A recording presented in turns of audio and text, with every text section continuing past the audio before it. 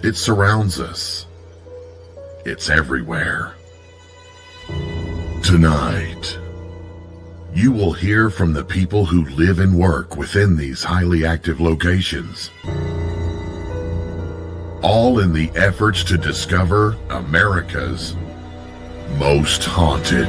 Most haunted. With your host, ghost hunter and author, Dan Terry.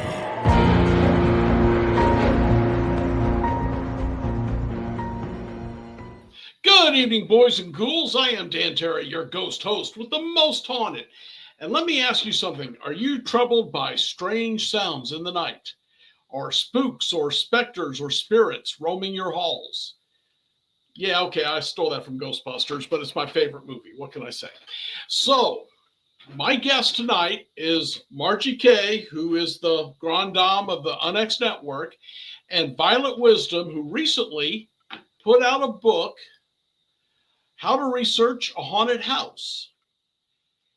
That is a question I get a lot, and I do it my own ways, but these are ways, especially what Violet wants to talk about, is ways to do it pretty much for free, or at least at a much cheaper rate than what I was doing it. So let's bring in Margie K. and Violet Wisdom. And I know I'm rushing it a little, but I really want to hear what y'all got to say, because I heard the lecture at the XCon, and it was exciting. But you're both... Violet, did you ghost hunt? I have not. I researched. Yeah, I've researched about 50 properties. Okay, but never done the ghost hunting yourself? No. Well, I think Margie's done one or two. Am I right on that? 1 or 2,000. And you own you too. Yeah. I've only owned one that was haunted, and me and that ghost got along well, but I did not know at that time how to research.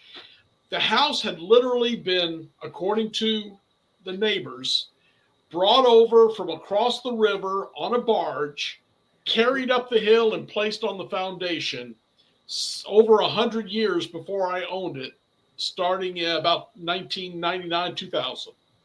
Wow. So it was impossible for me to figure out where it even came from in the next county across the river. But other than that, people ask me, how do we find out? How do we research the history? Well, you two are the experts on that, so let them know. Well, Audrey's Violet, Audrey Violet, is the expert on that particular subject, on the research part of it. If I need something researched, I go to her, because she really knows what she's doing. She's got besides the 50 books, she's done research on a lot of other things. So I'm going to hand that over to her. Okay. Violet, what got you to researching haunted places? So I think it's fascinating to learn the history of any home that you live in to begin with. And so that's always been my driver. Ever since I was a little kid, I wanted to know the history of everywhere I lived and every house I lived in. And we moved a lot. So, but to actually be able to put together an understanding of who was in your home and why they may be doing what they're doing, that adds a whole new element to research that honestly is really exciting. And as Margie said, I've researched over 50 properties. And the one that we decided to research for this book in particular was the most exciting one I've ever researched in my life. So, because of the haunting. And as I was doing the research, finding out who the residents were, what they did for a living, where they came from, all of a sudden, I didn't even know the whole story about the haunting of this house. I only knew bits and pieces, and I wanted it that way because I wanted to be able to present, here's what I found, is that, now you tell me your story, what matches. But I knew just enough about some of those stories that when I read about one of the women that had lived in the house, where she came from, what had happened in her life, it was just ding. Now I know. I know why that haunting happened that she did tell me about. What can you tell me about the hauntings before we get into the research? Well, This was a house that my family moved into when I was 14, and we Okay. stayed there for 2 years. This first day, very first day we walked through the door, I felt this cold chill walk right through me. And I turned to my mother and I said, "This house is haunted." She goes, "I know," because she felt it too. Hmm. And so we just went about our day. I'll just tell you a little bit about the house. Uh, moving in, and we were all tired at the end of the day. We just put our mattresses on the floors. We didn't make our beds. We were going to do that the next day, and nothing else happened. And we just kind of forgot about that cold thing. And so we all went to our respective rooms, and pretty soon we heard my sister's blood curdling scream come from down the hall. And my dad and my brother and I ran out of our rooms and ran down there and stood in the doorway. Of course, the lights are out, and but we could see from the hall light that there was someone lying in her bed on the floor. And we're like, "What? What's the problem?" Well, my sister's voice came from the closet and said, "That's not me." And then the covers slowly went down, and whatever was in there was not a living person. So that was our start to Okay. some wild, crazy happenings in that house every day on a daily occurrence. We would have everything that you can think of, you've ever seen in a movie, Hmm. with doors slamming and objects floating, levitating, water coming off and on by itself, or just coming on full blast and left, you know, uh, just just crazy stuff, footsteps, Okay. everything. All right. And so it was just a real crazy time. And when we were first talking about a project like this, I said, "Oh, I know the house.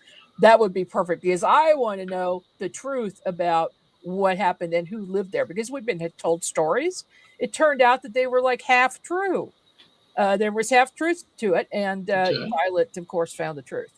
All right, Violet, lay it on us. What was the truth on this? So, first of all, I have to say the stories that Margie was told about the house that's very near the one she lived in were Hmm. just wild. And believe there was some concern that maybe some of the hauntings had come from just the area in general. Mhm. So the story originally that was told is that there was a dentist that lived in there and he had committed suicide. Uh, that was an easy enough story to find, and this is part of my taking you through how to research a project is when you have a story that is really locally known, or maybe there's kind of a famous person associated with the house, Hmm. you're going to get some easy information out of that, right? Because there's going to be newspaper articles, obituaries. So we started with him and found him immediately, got confirmation that's the house he lived in, and then found the obituary, well, the article about his death. And it Okay. was a local story. And the local story just said that he died and it was really sad. Something seemed funny about it. So I did a little deeping, and it had mentioned he was in St. Louis before he had died. So I looked into St. Louis newspapers and found that he had been arrested for stealing women's teeth. He was not a dentist. Okay. Yeah, he was not a dentist. He did other things. He was a bank vice president.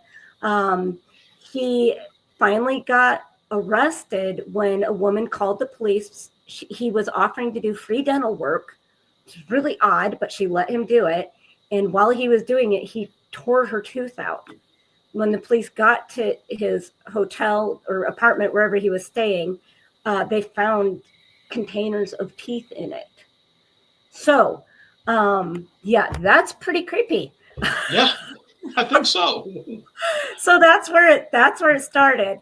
That was confirmed in an odd way. Again, it was a half truth, but there was something to it that turned out to be even more weird than the original story.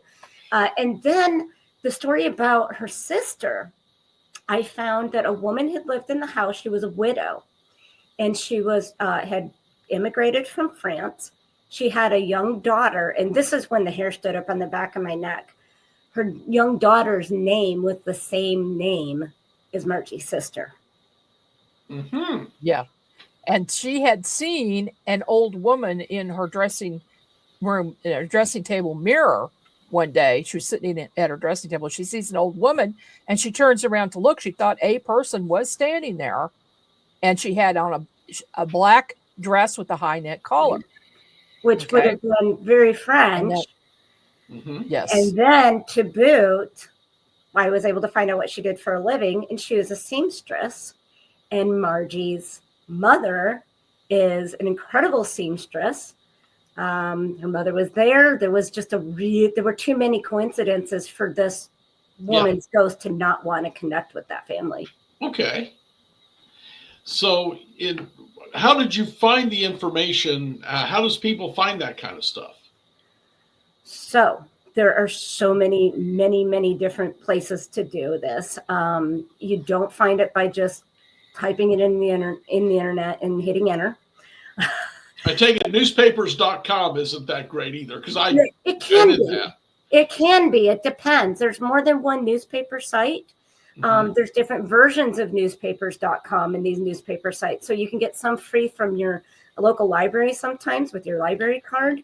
Yep. And those versions sometimes don't give you all the information, the results that the paid version does. There is microfilm. And I know some people don't love spending hours reading microfilm. You know, your eyes dry out. It's me in the neck, yeah. It hurts the neck. I'm standing like this the whole time. Yes, but boy, you can get some good information. You can also end up going down a rabbit hole because there's so many cool things to read about in old papers. But we're talking about census records, newspaper articles, again, talking to neighbors, maps.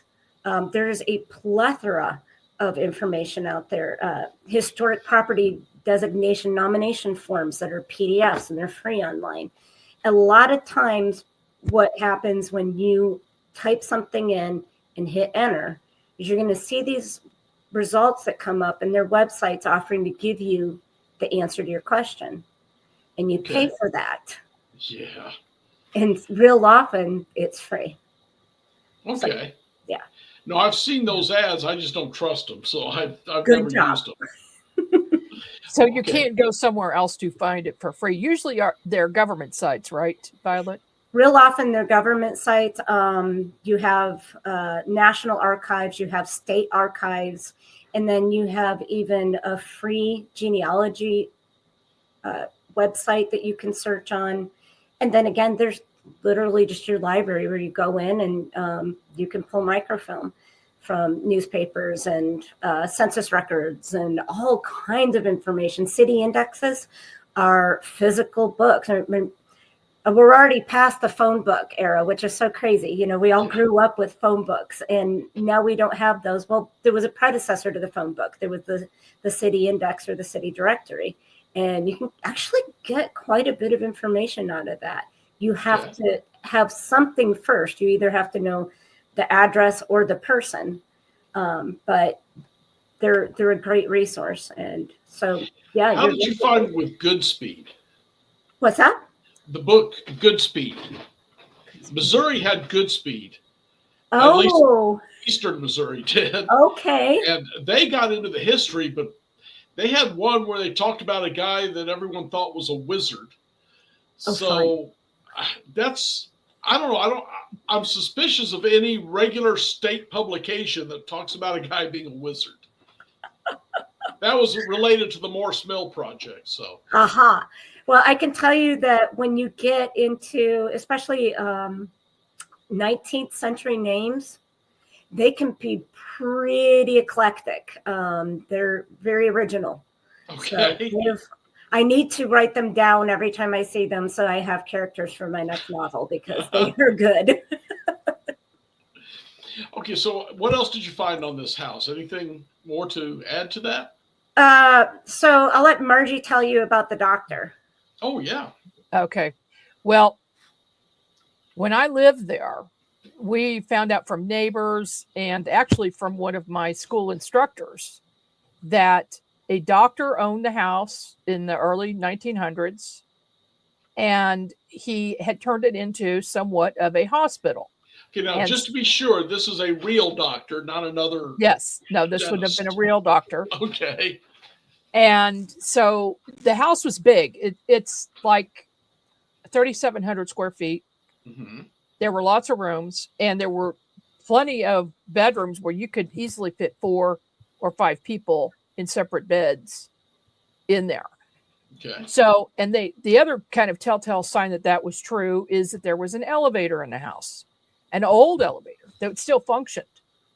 And so it had the little push buttons to do, and all the light switches had the push buttons. It was that old. We were told that the house was built in the Civil War, or during the Civil War, and it was used as a Civil War hospital as well. And so, we kind of thought that, because when we went in the basement one day, we were snooping around, and I found a mason jar that was dated 1854. Okay. This was in the crawl space area. Just one corner of the basement wasn't finished. Well, I mean, none of it was finished, but it had concrete walls that had been covered over, the stone walls and things like that. But there was one area that would opened up a hole, and it was filled with dirt. So it was kind of a crawl space. And I dug in there, and I found this 1854 mason jar. So I thought, well, that's true. That's Civil War era. And so I told Violet all of this. And I had actually seen a vision of 2 spirits. One was a lady in black with a big black hat and a high neck collar. She had a butcher knife, and she was stabbing a younger woman wearing all white with a high neck collar and no hat. And so it was so clear, and that I just knew that actually had happened in the house. Mm-hmm. Plus, the other weird thing about the property, which I've since seen a little bit of this, but not on the same level. There were these 3D images of heads, faces of people in the walls, and they would turn sideways and forward, and they were sometimes speaking, and you could make out what the words were by looking at them, but I couldn't hear them. Okay. But I saw them speaking, and sometimes they'd say like help or something like that. It was just awful. And I told my mother about it at the time, and she tried to just downplay it. Mm-hmm. But then later I found out, after we moved out, that she was actually seeing them too. And I asked her why she didn't tell me at the time. She says, because I didn't want you to be scared. I said, well, it's a little late for that. Yeah. There was so much going on. We were just very nervous all the time. How long did you actually live in that house? For 2 years. Wow. Yeah. Moved out when I was 16, moved to Kansas City. Okay. So Violet did her research, and Violet, I'll let you take it from there. Well, we did find that a doctor did own the house. And he was an early doctor in that area. He was his specialty was urology. So, and he was the only one in that region that had that specialty. So, if he was doing surgeries upstairs, which if sanitariums were commonly in homes, if you had a large home and you had a doctor, you had someone that could provide medical care, it was fairly common for a sanitarium to be in the second floor of a house. And there to be more than one in one single town. So it would not surprise me. And it was probably common enough that it wouldn't have been in a newspaper article or something. Just people knew that. Okay. So, yeah, we found that the doctor definitely did own the home. He did live in there. The Civil War thing, that one was interesting because the house is not that old. It's not. However, could there have been something there very near there that would explain what she saw? Absolutely. So there were battles in that area. There was a big battle in that area during the conflict. And there were some battles that got really close to the university. This house is right up against the university. So it's hard to tell. When you're talking about 1800s, 1850s, into the 1860s, because you have to keep in mind the Missouri-Kansas border was experiencing battles way before the Civil War ever even began, because there was that border war. And so that started in the 1850s, mid to late. And then you have the actual Civil War proclaimed. And so we're talking about, 15 years of battles in the whole region bordering Kansas. And I do know some battles got close to the region that Drury is, but probably a lot of the homes were homesteads. They're until, gosh, at least around here, until you start getting into the 1850s and 60s, most of your original homes were cabins. Okay. So these are things that if something bad happened to it, like a fire or war, there's not necessarily going to be much left to tell you it was ever there in the first place. And so that very well could be the case. And now I will say that you look up the date that this house was built, and it does not match 100% to the foundation or the architecture of the house. And you can tell that there's an addition at some point. And so, whereas I'm seeing some concrete block over on one side, they're not going to see that in use until the 1920s. You see something else over here, just architecture was pretty specific era-wise. So it's old. It's not antebellum old, but it's old. And then what was there before that, we don't know. Could the foundation have been there and they built this other house on it? So I call that when the Queen Anne Victorian ate the log cabin, because it does happen sometimes. What you would probably see, you would see stone. If they had built on it, it would be a stone or limestone foundation. And it would fit a shape. It would be a square, it would be a rectangle. It would be very identifiable. So is it possible? It could be possible. One thing else that's interesting in researching, it's not just enough to just research who lived in your house. If you really want to get the meat and potatoes of it, you want to find out who got the original land patent when, now you can actually own a property here from the federal government because it's part of the United States of America. So you want to find out what the history of the region is, because it has an effect on everything. So in this particular house, we're looking at the local history of it, and knowing that helped us be able to determine what could have happened. Well, that part of Springfield was not Springfield. That was North Springfield. There was kind of a North Springfield and a Springfield, South Springfield. Forgive me if I got that one incorrect on the name of the southern region, but they came together as one, and everything before that is a little bit harder to find. Okay.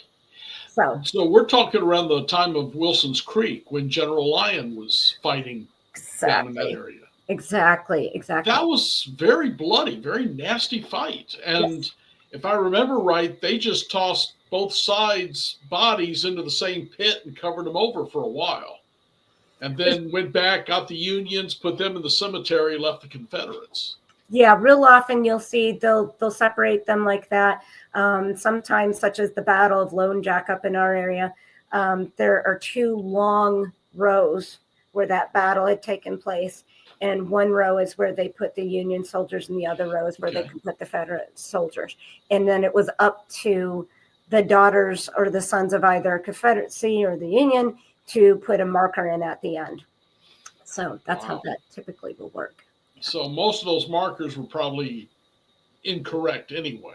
They could be incorrect, especially if we're talking about knowing exactly how many people were buried there. The Union Army had a practice of trying very, very hard to get bodies back to their families by using the train. In fact, a quick little fun fact here. Embalming was a practice developed in France and didn't really exist in the United States, but the stench of sending the bodies back to their families during the Civil War was so horrific that someone said, hey, I heard this guy is doing this thing over in France, and maybe he can help us. And that's when embalming was introduced in the United States for the purpose of trying to stop the smell. Wow. Yeah. So much in history. And it's when you're doing this, you find out so much that then plays into another story you find later on. Oh, I know this. Yes. So, okay. I do have to dive away. If you two will just wait for a moment, I'll be right back and we'll talk some more about your book on researching haunted homes, okay? I'll be right back with you. And guys, this is what ghost hunting and all of it is all about. And I've said before, I've told you many times, without history, it's a campfire tale. You might as well be talking about the man with the hook for the arm or whatever silly stories we used to tell around campfires. History brings it to life, brings the ghosts to life, gives them a reason, gives them a purpose, gives you the answers. And speaking of answers, I can't tell you all that I've got a bunch of answers, but I do have some stuff I'd like you to look at. Check this out. The Onyx Network classes and workshops are enrolling now for 2025. If you're interested in psychic protection, chakra balancing, dowsing, or perhaps healing with sound and music, visit onyxnetwork.com to see our complete series of live and on-demand classes and workshops hosted by the one and only Margie K. For example, in January 2025, you could spend 4 Saturdays with Margie for her exclusive live remote viewing workshop. Margie K is one of the most accomplished remote viewers in the world, and she will share her secrets and totally unique methods in this course. Some courses are open now. Seating is limited for these live courses, so register now at onyxnetwork.com. Onyx members use promo code XMEM for an additional 15% discount.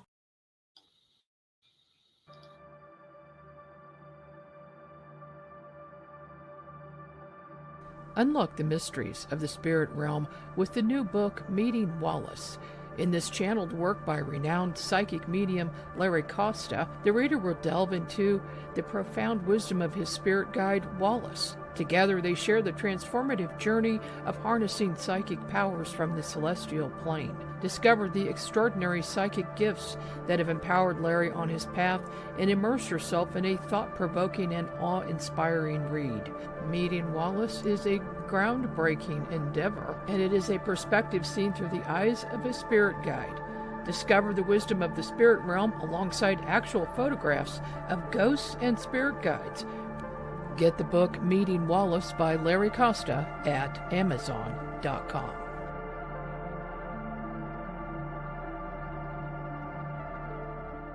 The Onyx Network presents a health and wellness spiritually based brand of hemp-derived CBD products made by Hopewell Farm in Harrogate, Tennessee. We apply our Cathara energy work with all of our plants and products. Our products made in small batches with only 2 ingredients of pure hemp, full-spectrum crude oil, and coconut-derived MCT oil. Third-party lab tested for potency and legal THC levels with 6 strengths of 1 ounce oil to choose from. Know what you're buying and get what you pay for from Hopewell Farm. Applied directly to a specific area, Hopewell Farm topical salve in 1 ounce and ½ ounce sizes made with pure hemp crude oil, comfrey extract, and all natural ingredients. Find the Hopewell Farm link and coupon code on the Onyx Network website at onyxnetwork.com. That's onyxnetwork.com.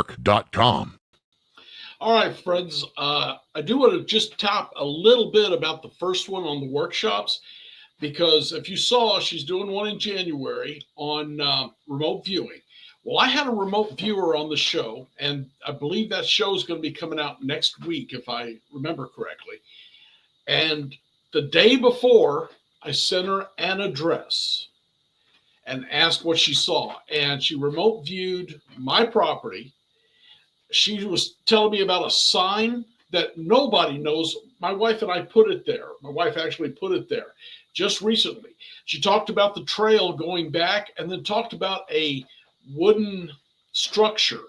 Well, I had built that wooden structure just last spring because I wanted to plant some corn in it to see if it would grow in the soil. And, well, it did.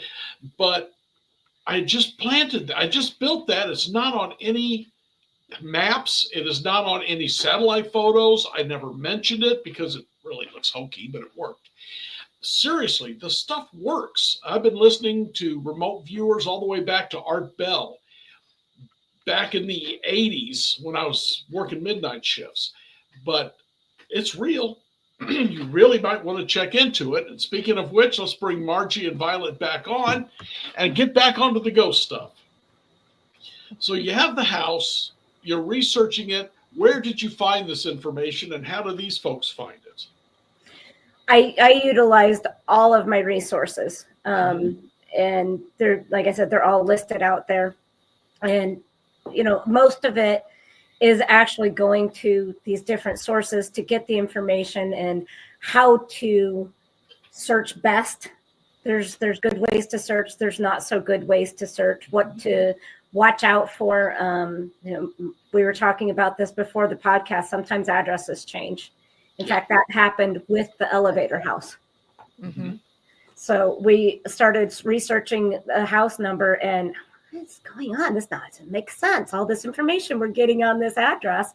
And it was the address that Margie grew up with and spent the 2 years living in, but it wasn't always the address of that house. So it had changed. That'll happen and explain like how to watch for that, because I have wasted many hours in the last 15 years of my life researching the wrong address. And okay, that's we got to flip this around. North is north. So those are the main way. It helps to have general historic knowledge, which I have because that's what I've done for the last 15 years.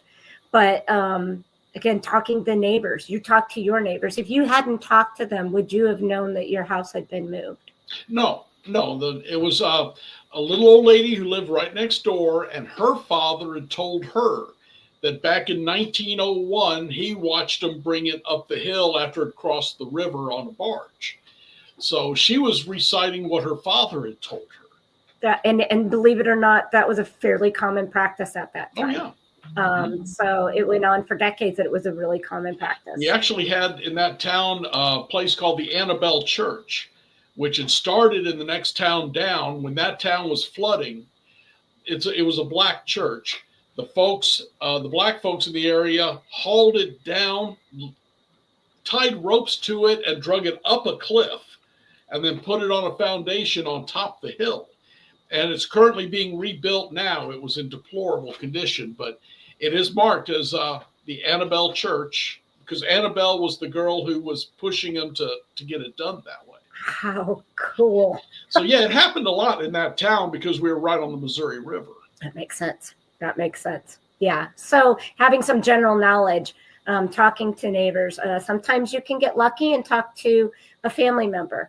Here's something you want to watch out for, though. So there's a website that we use real often, all of us, to get general information about any topic, right?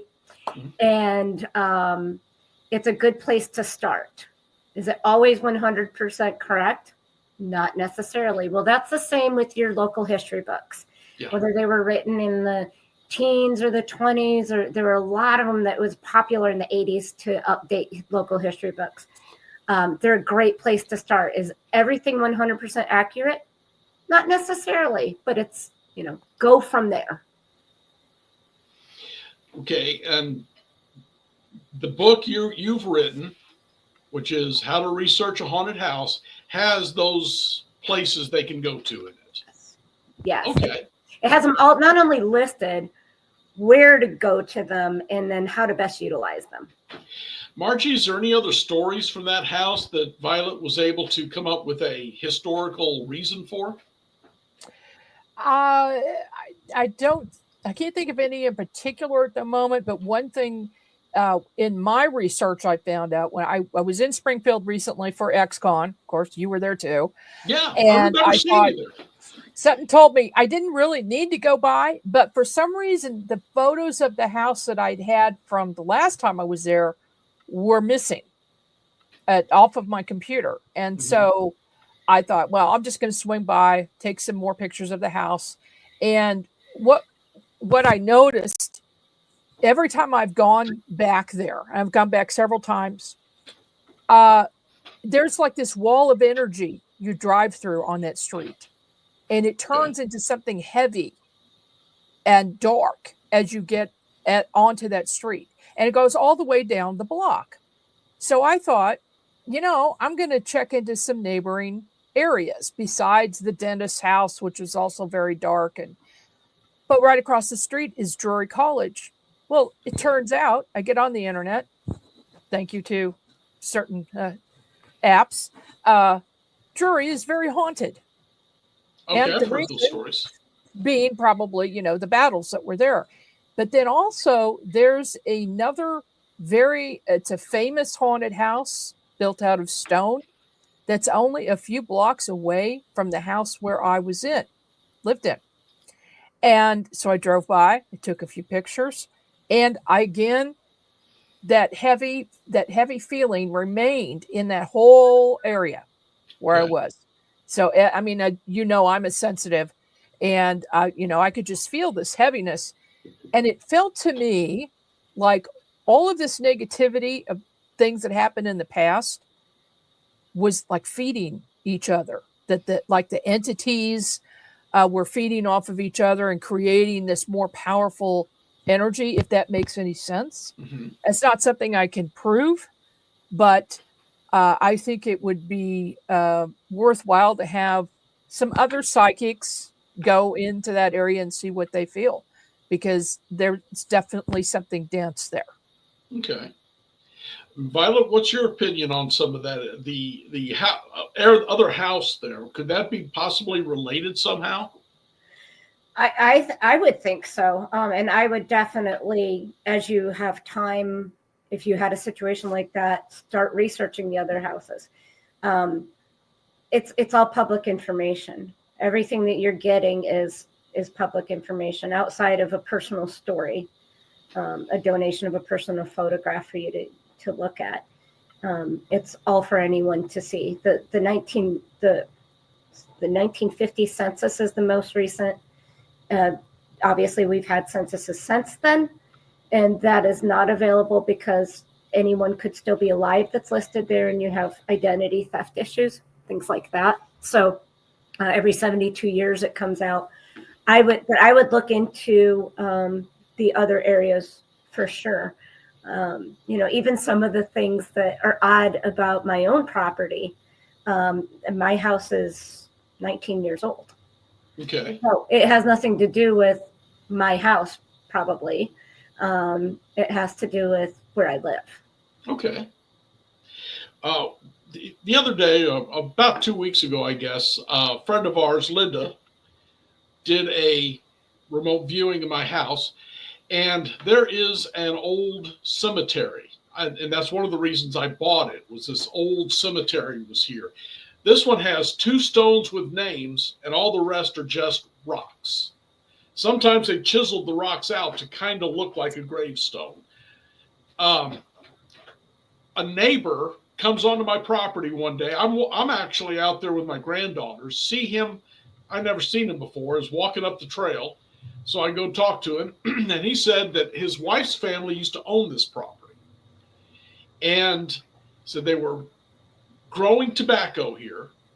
They were hardworking people. That's her family buried there. But if they had a choice between spending money on a gravestone or a bottle of moonshine, they put up the rock and bought the moonshine. And I've got this cemetery of rocks, which I've been taking care of. My wife and I are slowly opening it up, and doing all this. One grave had 2 beer cans on it, rusted, and they were the kind that used a church key. Somebody went there and had a last drink with a family member. but the place there's so much history there that I cannot find out, because these families, it wasn't when someone passed in the family, it's a family matter. They just didn't talk about it. I'm sure it might be in a newspaper somewhere, if they had newspapers back here then. You probably would be best to try to find out what churches were in the area at the time that that cemetery was being used. And Okay. church records we have a whole section on church records. They can be a jackpot of information. Church records. I hadn't thought of that. That's what I'm going to have to try next. Yeah. The folks that talk about it, again, I'm getting a lot of family history that's been passed through generations. So there's a kernel of truth in there somewhere, but I don't know where it is. I need something a little more solid to move on with. Yeah. And Margie, maybe I can get you one day to, remote view this yourself, because she told me something I find really interesting, and I want to see if you see it too. So, but yeah, we'll get you up here one day. Okay, your mic's off. I can't hear you. Sorry, I'm kind of getting I'm connected to it right now, and I see a little girl in an old-fashioned long white dress down to the ankles, and she's wearing this black lace-up boots. Okay. So, and she's definitely hanging around there. Her spirit is there. She has not moved on yet. So now, don't be surprised. In the 3 or 4 years I've lived here, and this is the first house I've lived in, nothing happens. There is no spirit activity that I have seen or heard yet. Even cleaning out the cemetery, it's all very peaceful. Linda said there is a dome of protection around the house, and she assumed I did it. And I don't have that kind of power, so I'm just a regular guy who hunts ghosts. And I'm trying to figure out where the protection come from, because that would explain why it's so quiet up here. Uh-huh. Yeah, I'll work on that. But the girl is outside. She's hanging around where the graves are. Okay, I wonder, there's a stone there of a lady named Amy, but there's no dates on it. It's just Amy and her last name, and that's it. And then there's another stone on the other end. The locals said, the family, that in the 80s, this woman's father, who was in his 80s, came up there on a four-wheeler and cleaned the cemetery off and replaced the two stones of the people where he absolutely knew this is where Amy's buried, this is where the other woman's buried. That's why there's only two stones with names, is he put them there himself. But that's all the history I've got on it. And again, there is some question on how accurate it is. So, okay.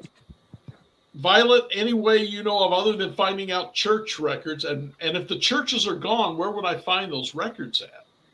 In local archives. So I don't know if you're in a large community or a smaller community, Okay. but it's probably the nearest town. There's two towns, Pilot Mountain and Mount Airy.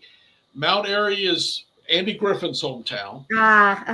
And Pilot's a little bit smaller, maybe 2,500. Mount Airy's probably around 10,000. I would say you may have a local historical society. Sometimes you'll have archives that are actually in your library, that are maintained in your library, that you can get into, where you might be able to, like you said, find an obituary if you know the family name. Mm-hmm. And then again, if you can go to a local historical society, they may have more information. Even your local history books will tell you a little bit about that family, where you can grab a clue. It's very much like being a history sleuth. You get a clue and then you follow the clue to the next thing. So you can go that direction as well. It's an odd thing when it comes to vital records. Some are held on the county level, some are held on a state level. If we're talking about 1820, 1780, there may be no record. It's possible there's no records. So, Well, but there's always the risk that wherever the records were stored had a fire or a flood or anything else, and it was destroyed. always, yeah. But just picking up clues here and there, you may be able to get somewhere with it and get yourself some answers. But yeah, if you can find out what churches were there, a lot of those local history books that are written love to have a section that is just about churches, a section that's just about schools, a section that's just about prominent homes.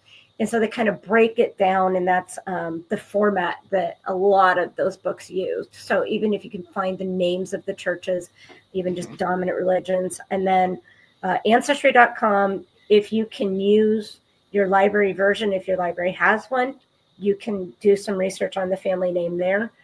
Family search is free. So again, it's not, I don't believe the library version is exactly the same as the paid version, but you can still get quite a bit. Okay. All right. So Margie, whatever happened to the house that you had lived in that was so haunted? It's still there? Oh, it's still there, and it's still haunted. And the reason I know this is because about 15 years ago, I stopped by. I was speaking at a conference in Springfield, and I had my best friend Donna with me. I said, let's swing by. I want to see if this place is still haunted. So she comes up the steps with me. We go to the front door and look inside, and all the windows are open, and there's nothing inside. There's no furniture or anything. I said, well, let me just try anyway. So I rang the doorbell, and we waited and waited. And then the parlor light came on by itself, but nobody was there.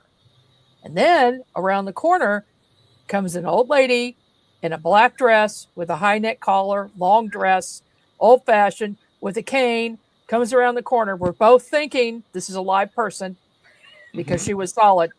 And she looked right at me and then dissolved into thin air.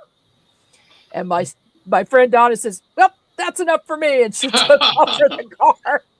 And I said, yeah, it's still haunted.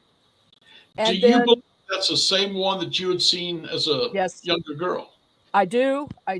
And also I decided to, before we published the book, to remote view the incident that I had seen in the mirror with the woman with the high neck collar killing the younger woman. Mm-hmm. And the woman actually spoke to me and said she killed her own daughter. Okay. So that's something else that we weren't able to find. Maybe someday we can find it, some type of a thing, some type of proof that did happen, but that's what I heard her say. Okay. And she was also very mean and very powerful person. Was she sorry for what she had done, or is she? No. She was not sorry. Violet, you okay down there? I don't think she was. No. She said it had to be done. It had to be done. Uh-huh. That's a strange way to look at murder, but okay. Uh-huh. So anyway, a couple of years ago, my husband and I were in the area, and I said, let's go swing by the house. I said, come up on the porch.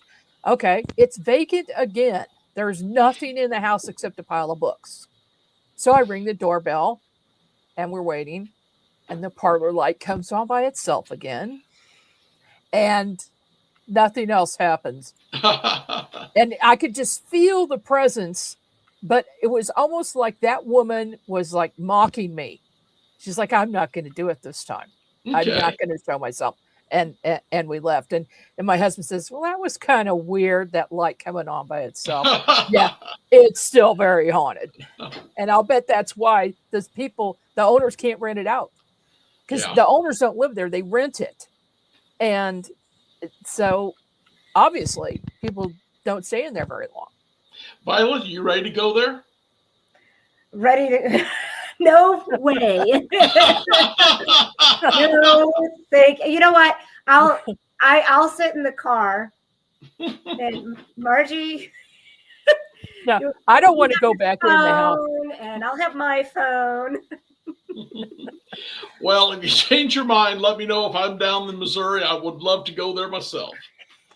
Well, if they'll let us inside, I'd have to make arrangements with the owner. Yeah. But heck, if it's vacant, they shouldn't care too much. Well, you never know. If they're afraid of the ghosts, and they're not going to want to do that. Yeah. There was a haunted house that's gotten famous in Union, Missouri, which I'm sure you've heard of. Mm-hmm. And one day I'm sitting at the house. I've never wrote about the house, never been in it, don't know a thing about it except what the author of the book about it told me. But I got a call from the owner telling me he's a liar. None of this is true. And she spent about 45 minutes screaming over the phone about what a liar this person is. Oh. And I have talked to other people who live there. And my favorite one was, yeah, I lived there for about a year. There was nothing wrong. It wasn't haunted. Well, there was this one time. Oh. Yeah, I got you. I had one lady call me. She said, when we rented the house, our house was destroyed in the flood of, I guess, 98. Whatever, when the Missouri River flooded. 93 maybe? It was after that, maybe 2001. Anyway, her house was destroyed. She rented this place. She had to sign an agreement that she would not allow ghost hunters into the house. She said, this place is crazy. The week that our lease runs out, I want to bring you in here. She didn't make it that long. She ran out in the night. Oh my gosh. About a month or two after she talked to me, she ran out in the night, and she said, I'm sorry, I couldn't stay that long anymore. I had to break the lease. So, well, you kind of brought up a good point that I do put in my part of the book, and that is there are times when you have to leave. Yes. It's rare that happens, though. It's not, the Exorcist movie all the time in these haunted houses. Usually it's something very mundane. It's people who lived there before and they're attached to the home, or they built the house and they're very attached to the house. That's, and it's a place where they feel comfortable. That's usually what it is, as you well know, Dan. Once in a while, there's something really bad that happens and things escalate, and they just keep escalating. A lot of the times, the reason they do escalate is because of the people who are living there and who are feeding them with energy, with this fear and anger. So, I tell people how to deal with that too, as well in my section of the book. Oh, I've got stories about houses like that. We could go on forever. But the main thing I tell them is ignore it. Don't give it the power. Ignore it, and it will die down. It won't go away, but it'll die down. Yeah, that's I tell them the same thing. Right. The same thing is pretend like you don't notice and go about your business. Exactly. But really, when you bought the house, you walked in, there was a crucifix on every wall of the house. That should have tipped you off a little bit. That's something else I talk about in the book, is looking for things like that. Right. Especially in the basements or the attics. Violet, this is the first chance I've had to talk to you since XCOM, but I'm glad I did. And glad to meet you last October. Yep. Finally. Yes. So you take care. Thank you both for being on. And once again, the book is How to Research a Haunted House for Homeowners, Renters, Investors, and Paranormal Investigators. And where is that available at? Amazon.com. Where else? Do you have it anywhere else? Oh, I'm sure it's out there, but that'd be the main place to go. Main place is Amazon. Okay. Violet, Margie, it's always a pleasure to talk to you. Violet, it's good to talk to you again. And we'll all have to get together again real soon.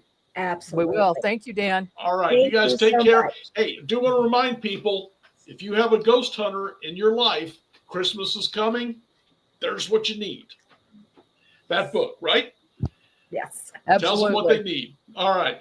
Take care, folks, and I'll talk to you all soon. All right, my friends, there's the book. It tells you everything you need to know. You need to grab it. And while you're at it, why aren't you a member of the UNX Network yet? And I know I harp on this every episode, so sit down and get something to drink. I'm going to harp on it some more. Guys, it's free. You get to unxnetwork.com, drop down a little bit. On the front page, fill in a little bit of information. I think it's basically your email address and that you want to be a member. And what do you get out of that? Well, you get access to the blog. And let me tell you guys, the blog has been blowing up again. Cube-shaped UFOs, Mothman being seen, winged humanoids being seen flying around the country and in different parts of the world.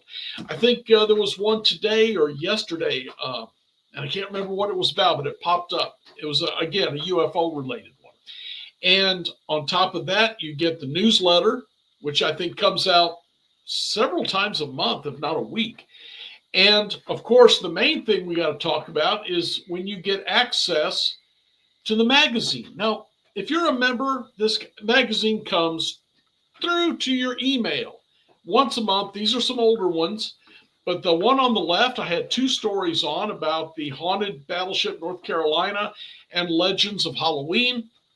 The other one is about time travel, although there are other stories. Each issue has other stories about anything. If you're into time travel, ghosts, cryptids, UFOs, demonology, witchcraft, whatever the topic is, it's covered in that magazine, and it's all free if you just join up. And joining is free. There's so much you need to check out, and it's there.